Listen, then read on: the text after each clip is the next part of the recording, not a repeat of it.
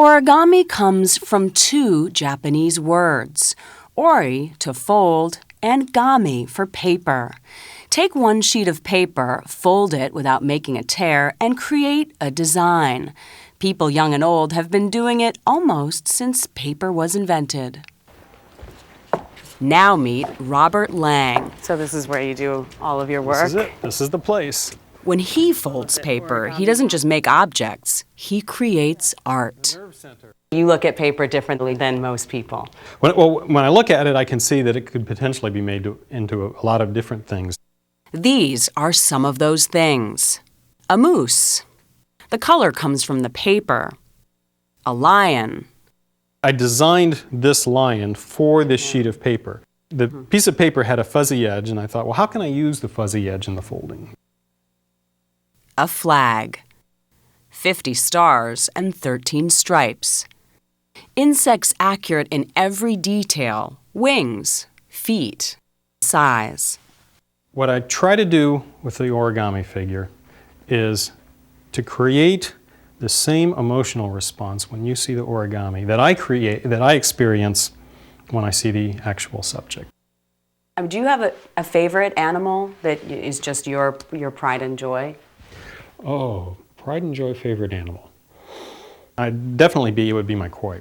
It was particularly difficult.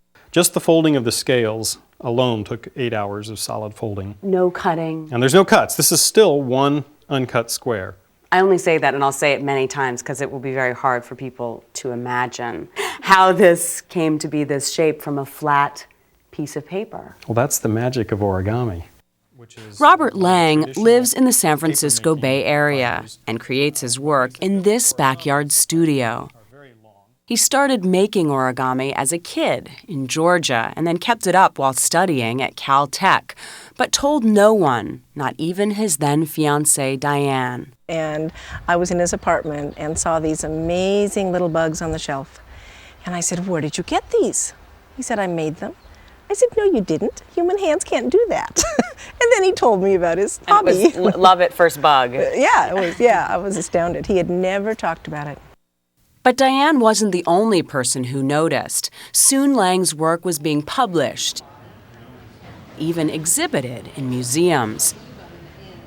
At the same time, his career as an engineer and physicist was taking off.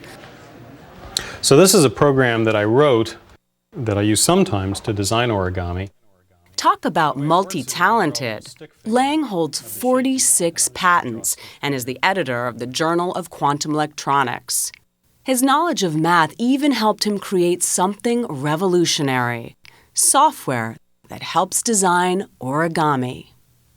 Eventually, I got my computer program to the point that it could actually find things that I couldn't figure out for myself with pencil and paper. And at that point, I realized that kind of a threshold had been crossed. Lang has been doing origami full-time for 7 years now, but he hasn't left his former life completely behind. He's collaborated on the design of a satellite telescope mirror that, when built, will be larger than a football field. Lang used his origami skills to figure out how to fold its giant lens so it fits inside the launch rocket. Okay, so we start with a 9-foot square. And sometimes he gives live performances. For this one at the Minjai Museum in Escondido, he started with this big blank piece of paper, then folded and folded. As the paper got smaller and smaller. We got a long tail here, we got a long head there, we got 2 upright wings here and here. Maybe you knew what it was all along. A dragon.